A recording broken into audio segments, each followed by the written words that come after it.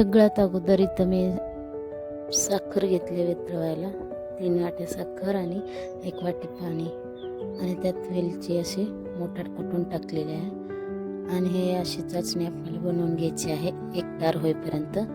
चाचणी शिजत आहे तोपर्यंत इकडे मी खव्यामध्ये मैद्याचं पीठ आणि थोडंसं दूध टाकून मळून छान व्यवस्थित असे त्याचे गुलाबजामुन बनवून घेतलेले आहेत. मध्ये मध्ये चेक करूया की आपला पाक शिजतोय की नाही व्यवस्थित. जास्त शिजवायचं नाही आणि मग चेक करायचं आहे की असं थंड झाल्यानंतर 1 तार होय अशी 1 तारीचा पाक करून घ्यायचा आहे. हे बघा अशी 1 तार हळूच आली पाहिजे. त्यानंतर उरलेले गुलाबजामुन मी बनवून घेते. बघा असे छोटे छोटे आणि गोल आकाराचे बनवले आहेत.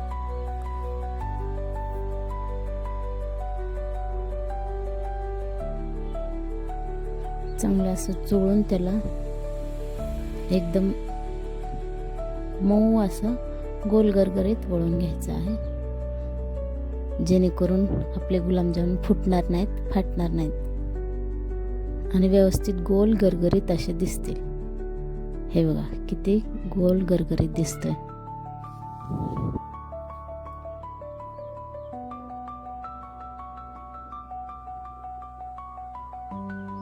तर अशा प्रकारे सगळे गुलाबजामुन बनवून घेतलेले आहेत.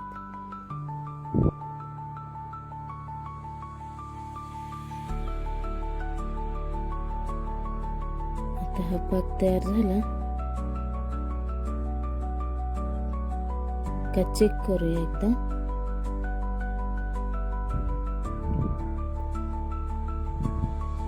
थोडंसं थंड झाल्यानंतर असं 2 बोटामध्ये घेऊन असं चेक करायचं आहे, जेणेकरून अशी 1 तार आली पाहिजे.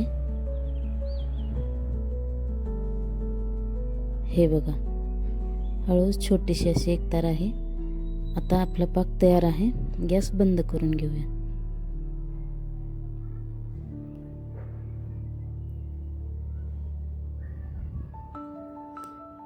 पाक व्यवस्थित झालेला आहे आणि विलायचीमुळे त्याचा खूप सुगंध भारी येतो. पाक तयार झालेला बाजूला ठेवून एका कढईमध्ये तेल गरम करून घेऊया. व्यवस्थित तेल गरम करून नंतर गॅसची फ्लेम बारीक करून घेऊया आणि तेल गरम आहे की नाही हा एकदा चेक करून घेऊया. छोटासा गुलाबजाम टाकू. हे बघा तेल चांगलं तापलेलं आहे.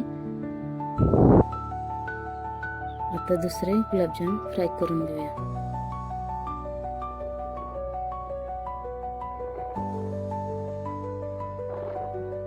असे गरम तेलामध्ये बारीक गॅसवर आपल्याला हवे तेवढे गुलाबजाम एका तव्यात बसतील तेवढे टाकायचे आहेत आणि एका साईडने गोल्डन फ्राय झालं नंतर हळूवारपणे त्याला हलवून घ्यायचं आहे. हे बघा किती छान फुगलेत आणि त्या पिठामध्ये मळताना मी खवा, मैदा आणि थोडासा खायचा सोडा घातला होता आणि छान त्या पिठाला मळून घेऊन छोटे छोटे गोळे बनवले होते. हे बघू शकता किती गोल आणि गरगरीत झालेले आहेत आणि सोडा व्यवस्थित पडल्यामुळे खूप छान फुगून वर येत आहेत.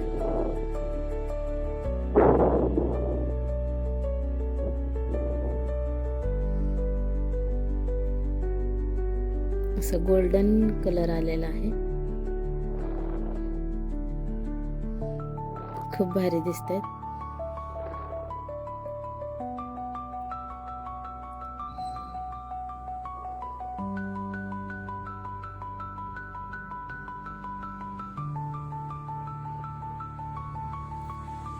हे छान गोल्डन फ्राय झाले की आपण एका प्लेटमध्ये काढून घेऊया.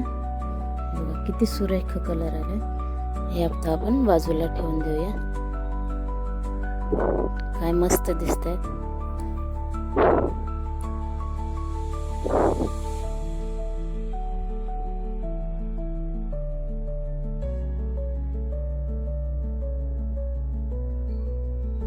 हे सगळे काढून झाले की नंतर दुसरा ताव टाकूया. मी असं इथे 1 किलो असा खवा आणि 1 वाटी मैदा घेतला होता. त्यामध्ये भरपूर प्रमाणात गुलाबजाम झाले होते. तुम्ही तुमच्या क्वांटिटीनुसार कमी जास्त करू शकता. हे दुसरं घाणं पण छान तयार झालेलं आहे. हे बघू शकता किती गोल्डन आणि गोल छान लुक आला ह्याला. हे गुलाबजाम तयार आहेत. थोडेसे हलकेसे थंड झाल्यानंतर याला आपण तयार केलेल्या पाकात सोडून द्यायचं.